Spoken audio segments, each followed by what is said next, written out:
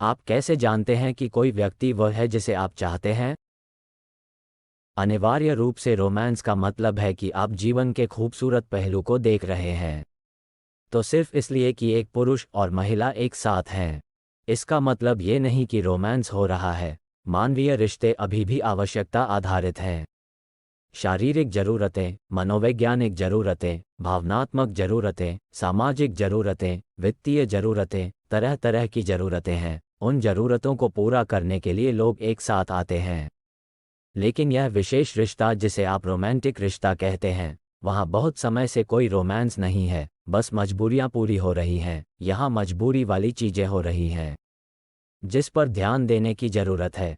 इसलिए कुछ लोगों ने अपनी मजबूरी को शालीनता से संबोधित किया, कुछ लोगों ने भद्दे तरीकों से संबोधित किया। जहाँ आपकी भावनाएं शामिल हैं, जहाँ आपका शरीर शामिल है, विचार अलग है। तुम्हें पता है मेरी शादी कब हुई थी? मैं अभी इस लड़की से मिला हूँ और मुझे बस उसका पालतू नाम पता है। मैं वास्तव में पूरा नाम भी नहीं जानता और मैंने निर्णय लिया कि यह यही है। फिर मैंने जाकर अपने पिता को बताया। ये कौन है? उसके पिता कौन हैं? वह क्या करता है? वे कहाँ हैं? मैंने कहा कि मुझे नहीं पता कि वह क्या है। नहीं, तुम बाप को नहीं जानते, तुम परिवार को नहीं जानते, तुम कुछ भी नहीं जानते। तुम उससे शादी कैसे करेंगे? मैंने कहा देखिए, मैं लड़की से ही शादी करता हूँ। उनकी पापा से शादी करने का कोई इरादा नहीं है। मैं अपने जीवन में कभी भी किसी चीज़ की तलाश में नहीं था। मैंने सोचा कि ये चीज़ें मेरे लिए नहीं हैं क्योंकि मैं जो कर रहा हूँ उसमें बहुत व्यस्त था। जैसे ही उसने मुझे देखा, वह फूट फूट कर रोने लगी और उसके पास कोई दूसरा रास्ता नहीं था। मैं जहाँ भी जाता वो मेरा पीछा करने लगती। तो मैंने कहा, ठीक है, यही बात है।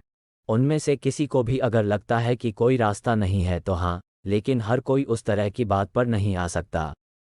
फिर आपको एक सौदा करना होगा। सौदे प्रबंधित करने होंगे।